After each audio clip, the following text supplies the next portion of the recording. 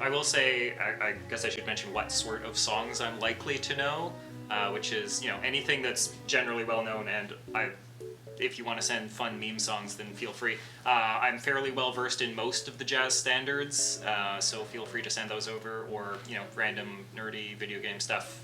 Good chance that I've heard it. You have your own copy of the real book, do you? I do, in fact. I can go get it and show it off. I have a very old copy of the real book. Oh, nice. Yeah, so I will show that off later on. I watched a great video about the real book. Do you know about this, Paul? I remember you guys talking about the real book and the fake book. Yeah. Last year. It's to do with sort of all these sort of standards and it's sort of it was originally sort of a copyright thing. Yeah, it was like grown out of people being like, well, I want to know how to play this song, so people would start creating, like, they'd figure out how it's, like, figure it out by ear kind of, right? And they start putting these things together, like, this is how it should go.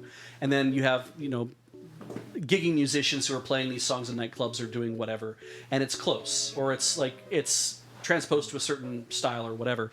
And then what happened is that music gets, like, passed around and traded around, you get from different people, and you start putting together little books of that kind of stuff, and they were called fake books, because it's like, this isn't the real music, because I'm not going to pay hundreds and hundreds of dollars for one copy of one piece of music.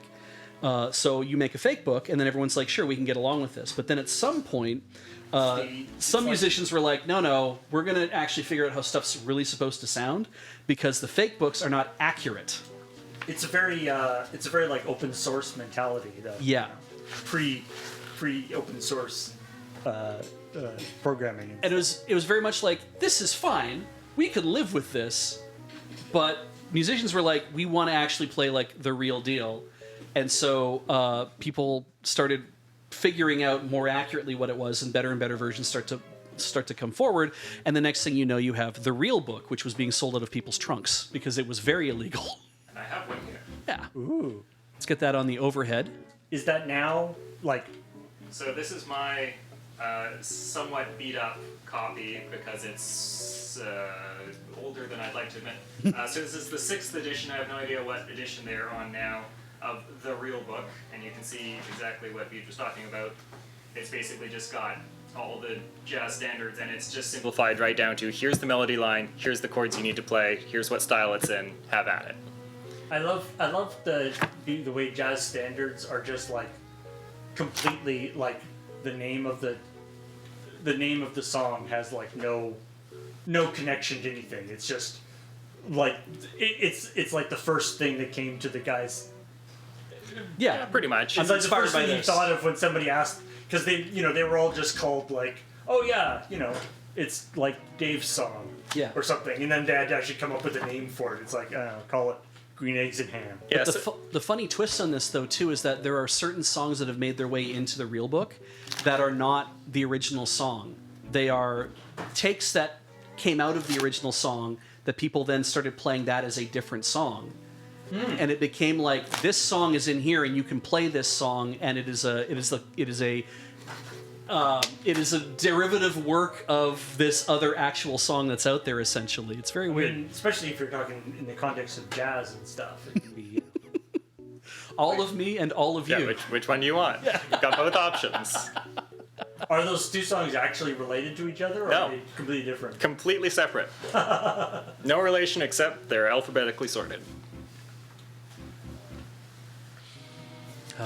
Thanks, David.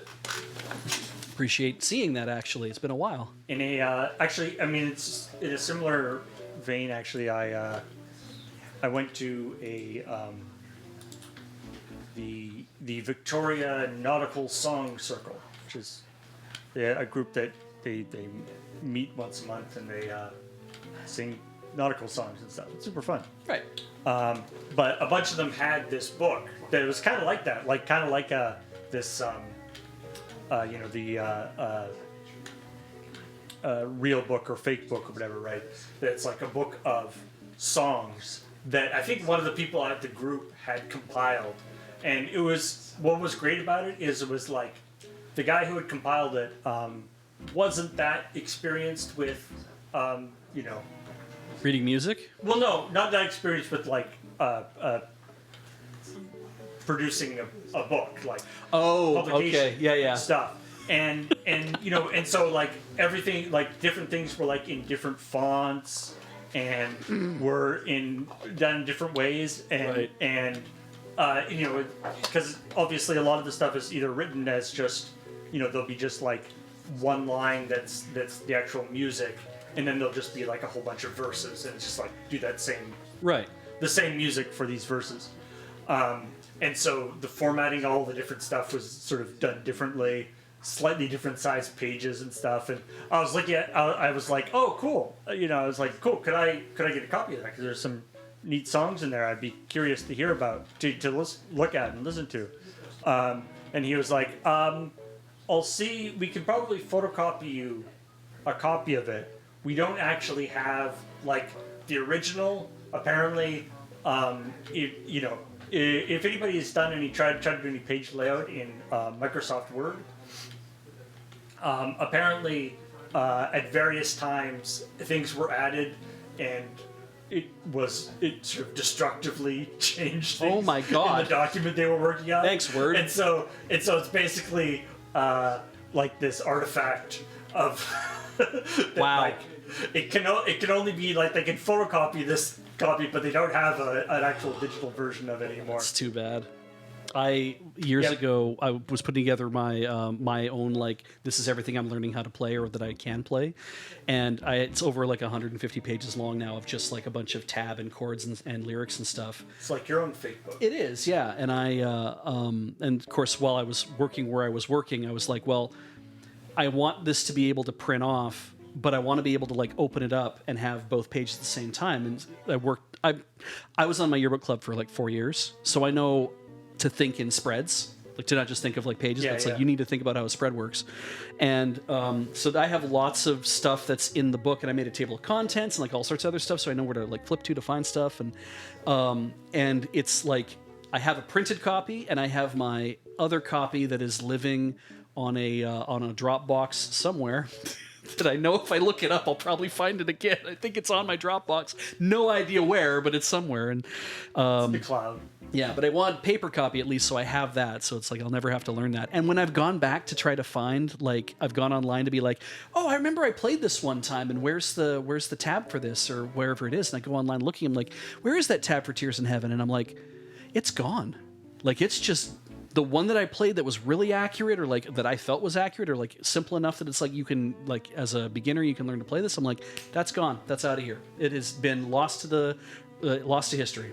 It can be frustrating, you know.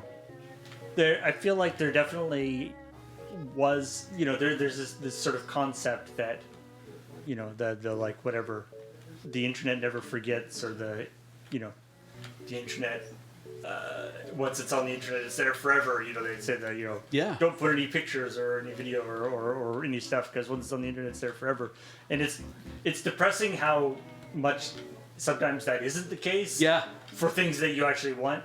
I mean, realistically, probably what happened is it was shared on some cool fan music thing Yeah. that was then bought up by some other company, that was then bought up by some other company, covered in ads, Yes. and then ran out of money and went out of business and just deleted their entire catalog and just deleted their entire system, and all that data just went away. Sometimes it's even just like a guy opened up, like, he made a little website on his college web services, and so he had all that stuff hosted, and when I was looking, it's like you're searching and that's getting crawled by like web crawler or Lycos or whoever, and then you find the stuff and download it and keep it, but then it's like it never makes its way to Olga. The online guitar archive was where everything was going for a long, long time. People would upload stuff to Olga, and then Harmony Central bought Olga, and then that became like a big copyrights thing, and then that kind of like went by the wayside. But now Ultimate Guitar and like 7 other groups have all the information from Olga, and they're hosting it as well.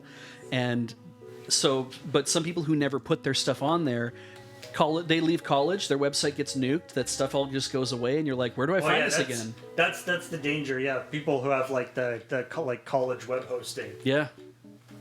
Turns out that all the really good guitar tabs were actually just being collated by a woman named Olga. Yeah, yeah. Give him to Olga; she'll keep him And forever. she got bored with it.